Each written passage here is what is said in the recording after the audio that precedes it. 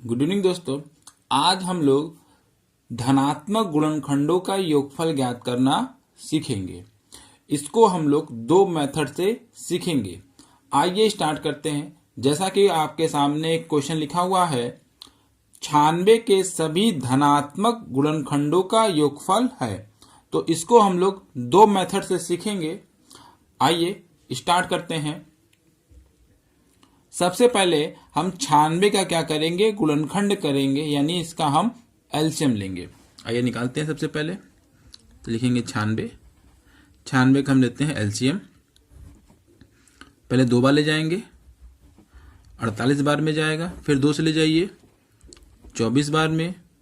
फिर 2 से ले जाइए 12 बार में। फिर 2 से ले जाइए 6 बार में। फिर 2 से ले जाइए 3 बार में। अब 3 से ले जाइए 1 बार में गया।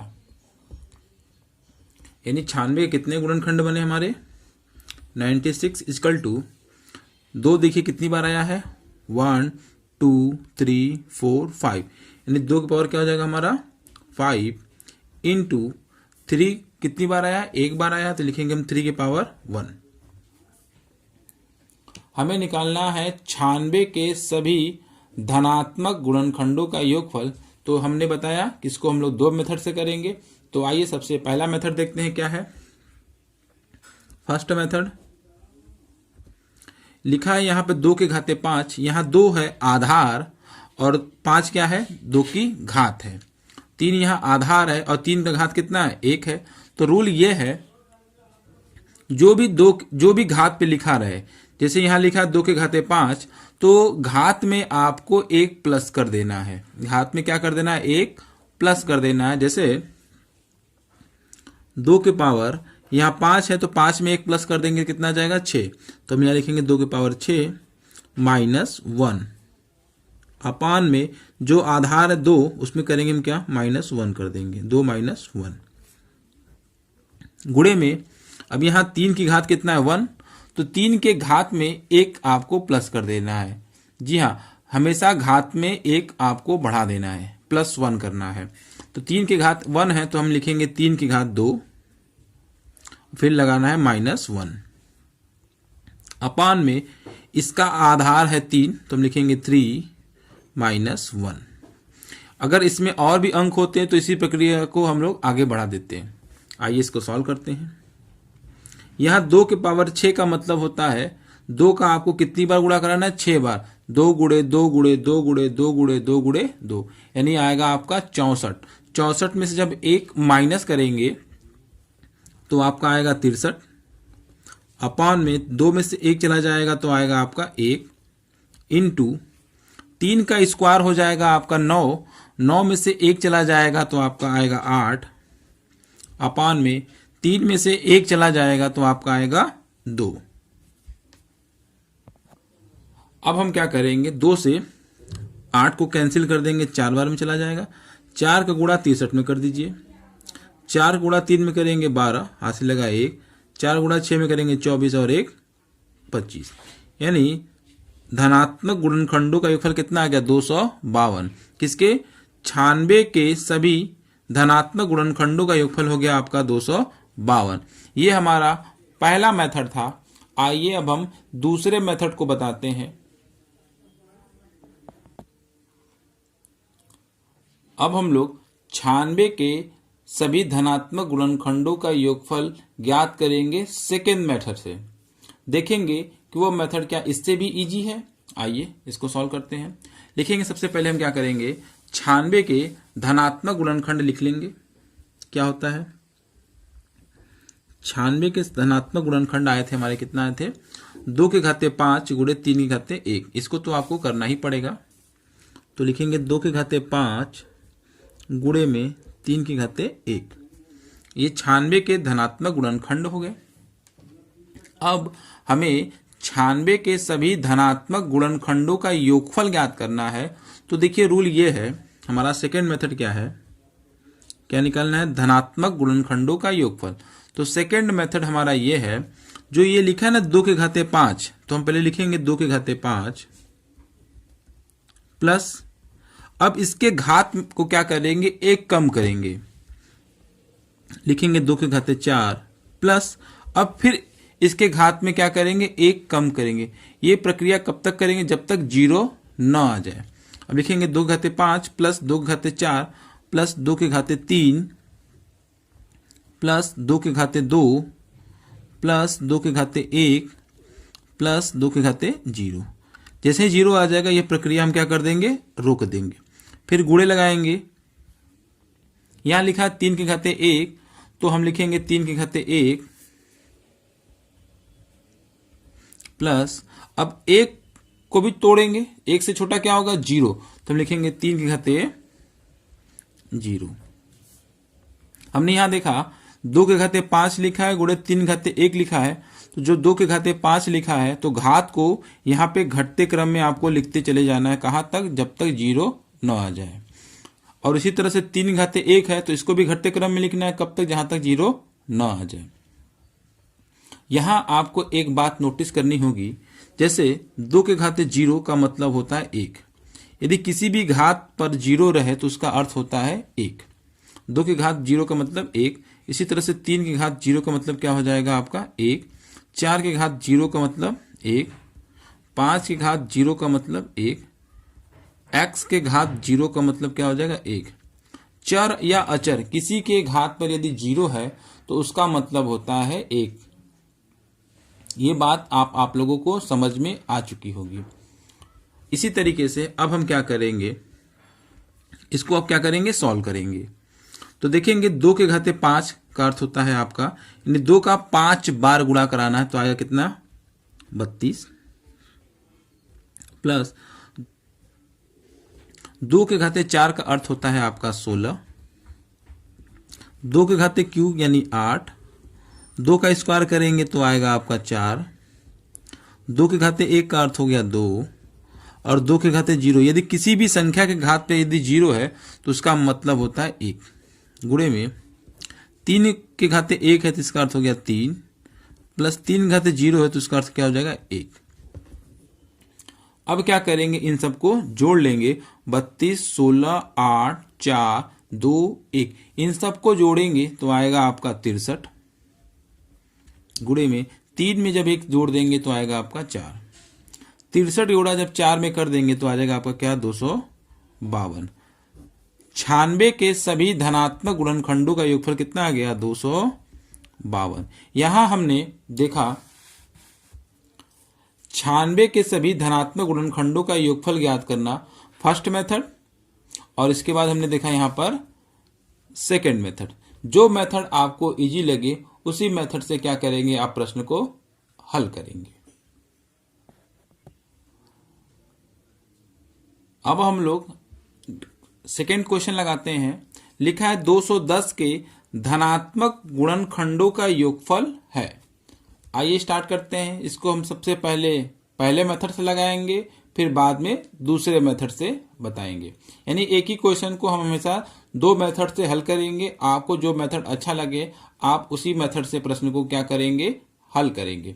तो सबसे पहले हम 210 का क्या करेंगे, गुणनखंड करेंगे। गुणनखंड करने के लिए हमें 210 का एलसीएम निकालना होगा। 210 का हम लेते हैं यहां पर एलसीएम। तो सबसे पहले हम इसे ले जाएंगे 2 से, 105, ये 105 बार में जाएगा। अब हम इसको ले जाएंगे 3 से, तो ये चला जाएगा आपका 3 और 5, 35 बार में चला जाएगा। अब इसको हम 5 से ले जाएंगे तो ये 7 बार में जाएगा, और 7 से ले जाएंगे तो 1 बार में चला जाएगा। यहां 210 के गुणनखंड क्या हुए, 2 यहां 1 बार आया है, 3, 5, 7 ये सभी क्या हुए, 1-1 बार आए हैं। तो हम यहां लिखेंगे 2 के पावर 1 गुणे 3 के पावर 1 गुणे 5 के पावर 1 गुणे 7 के पावर 1। ये हमारा हो गया। आइए फर्स्ट मेथड से सभी धनात्मक गुणनखंडों का योगफल ज्ञात करते हैं। तो यह हमारा पहला मेथड, जिसको हम लोग सूत्र से हल करते हैं। यहां 2 आधार है और 1 घात है। जैसा कि अभी हमने बताया, घात में क्या करेंगे, हमेशा 1 प्लस कर देंगे। ठीक है, तो यहां लिखेंगे 2 घात कितना, 1, 1 में 2 एक में एक ऐड कर देंगे आएगा 2, फिर क्या करेंगे -1 अपॉन में आधार में से एक क्या कर देंगे -1 कर देंगे। उसी तरह से 3 की घात 1 है तो इसके घात में क्या कर देंगे, एक जोड़ देंगे तो आ जाएगा हमारा 2 -1 अपॉन में आधार में से एक आपको क्या कर देना है, माइनस कर देना है। उसी तरीके से 5 के घात पर क्या है 1, तो हम क्या करेंगे 5 के घात में एक जोड़ देंगे यानी 2 -1 अपान में आधार 5 है इसलिए 5 -1 कर देंगे। इसी तरीके से 7 की घात 1 है तो हम यहाँ कर देंगे 7 की घात 2 -1 अपान में आधार 7 ही है इसलिए 7 -1। अब क्या कर देंगे, इसको सॉल्व करेंगे। जब हम 2 का स्क्वायर करेंगे आएगा 4, 4 में से 1 घटा देंगे तो हो जाएगा हमारा 3 बटे में 2 में से 1 चला जाएगा तो आएगा आपका 1। इसी तरीके से 3 का स्क्वायर करेंगे तो आएगा 9 में से 1 जाएगा तो 8 अपॉन में 3 में से 1 गया तो 2 गुणे में 5 का स्क्वायर 25 में से 1 गया 24 अपॉन में 5 में से 1 गया 4 गुणे में 7 के स्क्वायर करेंगे तो 49 में से 1 चला जाएगा तो आएगा आपका 48 अपॉन में 7 में से 1 जाएगा तो आएगा आपका 6। आइए इस प्रश्न को सॉल्व करते हैं। 2 से इसको काट दीजिए, कितनी बार में चला जाएगा 4 बार में, और 4 से ये 4 कैंसिल हो जाएगा। अब क्या करेंगे 6 से इसको काट देंगे, हमारा चला जाएगा कितनी बार में 8 बार में। अब 8 का गुणा 3 में करिए 24 और 24 का गुणा 24 में कराएंगे तो आएगा 576 यानी 210 के धनात्मक गुणनखंडों का योगफल कितना आ गया 576। ये हमारा पहला मेथड था। अब हम 210 के धनात्मक गुणनखंडों का योगफल ज्ञात करेंगे सेकेंड मेथड से। उसे हल करने के लिए हम क्या करेंगे, पहले हम 210 का फैक्टर करेंगे जो कि हमने पहले से कर रखा है। 210 का हमने गुणनखंड किया तो क्या आया हमारा 2 के पावर 1 गुणे 3 के पावर 1 गुणे में 5 के पावर 1 गुणे में 7 के पावर क्या 1। जो हमारा सेकेंड मेथड है धनात्मक गुणनखंडों का योगफल ज्ञात करने का रूल ये है, जो भी अंक लिखे हैं 2 के घाते 1 तो हम यहाँ लिखेंगे 2 के घाते 1 प्लस इसको कब तक घात को छोटा करेंगे जब तक 0 न आ जाए, तो 2 के घाते क्या लिख देंगे हम यहाँ पे 0 गुणे में। इसी तरह से 3 का करेंगे, 3 का पावर 1 है तो हम लिखेंगे पहले 3 की पावर 1 प्लस अब उस पावर में से 1 कम करिए तो यहाँ क्या हो जाएगा 1 कम कर देंगे 1 में से तो आ जाएगा आपका 0। फिर गुणे में यहाँ 5 पावर 1 है तो हम लिखेंगे 5 की पावर 1 प्लस 5 पावर क्या 1 कम कर देंगे तो 0। फिर इसी तरीके से करेंगे 7 पावर 1 है तो लिखेंगे 7 की पावर 1 प्लस 7 पावर 0, यानी घात हमेशा क्या करेंगे 1-1 कम करेंगे। अभी हमने बताया था कि 2 के घाते 0, 3 के घाते 0, 5 के घाते 0, 7 के घाते 0, यानी किसी के घात पर यदि 0 है तो उसका मान 1 होता है। तो हम इसको सॉल्व करते हैं। 2 के घाते 1 का मतलब 2 प्लस 2 के पावर 0 का मतलब 1 गुणे में 3 की पावर 1 का मतलब 3 प्लस 3 की पावर 0 का मतलब 1 गुणे 5 पावर 1 का मतलब 5 प्लस 5 पावर 0 का मतलब 1 गुणे में 7 की पावर 1 का मतलब 7 प्लस 7 पावर 0 का मतलब 1। 2 में 1 जोड़ दीजिए 3, 3 में 1 जोड़ दीजिए 4, 5 में 1 जोड़ दीजिए 6 और 7 में 1 जोड़ दीजिए क्या 8। अब हम क्या करेंगे इसका आपस में गुणा कर देंगे। 3 का गुणा 4 में कर दीजिए 12, 3 का गुणा 4 में कर देंगे 12 गुणे में 6 का गुणा जब 8 में करेंगे तो आएगा 48। जब हम 12 का गुणा 48 में करेंगे तो हमारा क्या आ जाएगा 576, यानी 210 के सभी धनात्मक गुणनखंडों का योगफल 576 हो जाएगा। यही हमारा क्या कहलाएगा आंसर कहलाएगा। आइए अब हम क्वेश्चन नंबर 3 देखते हैं।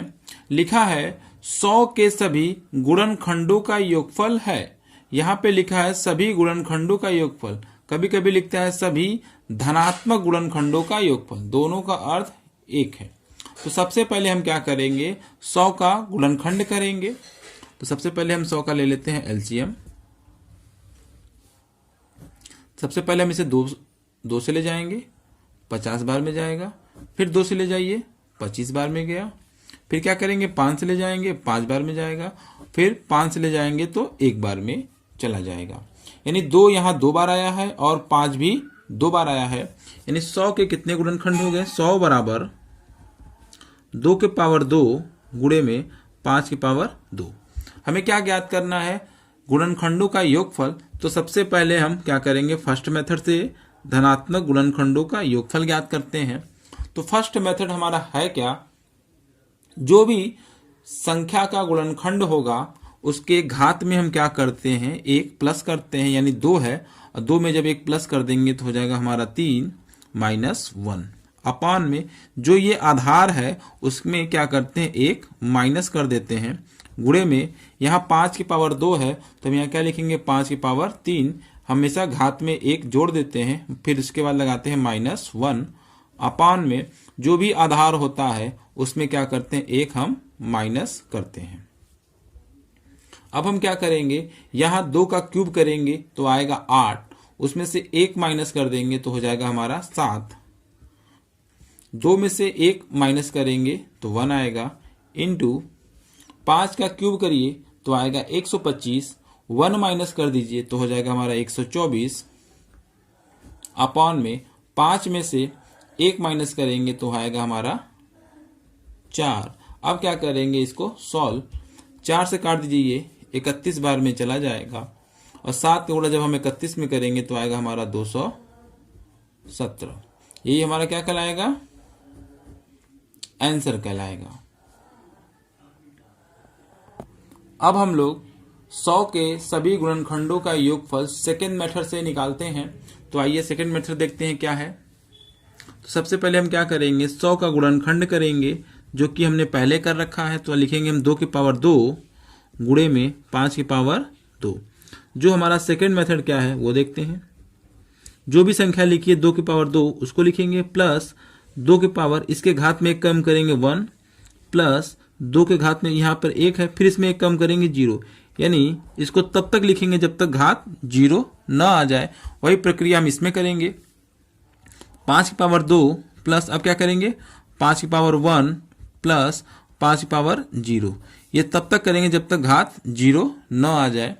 अब इसको क्या कर देंगे, सॉल्व, 2 का स्क्वायर करेंगे 4 प्लस 2 के पावर 1 का मतलब 2 प्लस 2 के पावर 0 का अर्थ होता है 1 गुणे में 5 का स्क्वायर करेंगे 25 प्लस 5 1 कम 5 प्लस 5 पर 0 का मतलब 1, 4 2 6 और 1 7 गुणे में 25 में 5 जोड़िए 30 और 1 31। 7 गुणा जब 31 में करेंगे तो आएगा हमारा क्या, 217। यानी 100 के सभी धनात्मक गुणनखंडों का योगफल 217 आएंगे। यही हमारा क्या कहलाएगा, आंसर कहलाएगा। यदि आपको ये हमारा वीडियो पसंद आया हो तो इसे लाइक करिएगा, सब्सक्राइब करिएगा और ज़्यादा से ज़्यादा शेयर करिएगा।